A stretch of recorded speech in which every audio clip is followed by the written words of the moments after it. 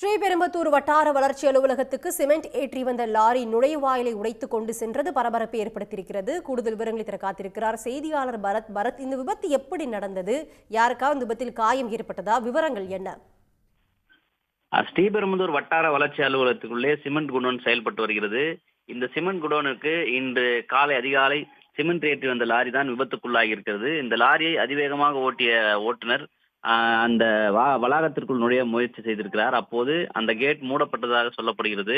மூடிய கேட்டை பார்த்தும் அதிலே முட்டி மோதி அதை திறக்க முயற்சி செய்ததாகவும் கூறப்படுகிறது. இதனால் தான் இந்த விபத்து ஏற்பட்டிருக்கிறது. அதிவேகமாக வந்து மோதியதில் அந்த வட்டார வளர்ச்சி அலுவலகத்தின் முகப்பு முழுவதுமாக இடிந்து விழுந்திருக்கிறது.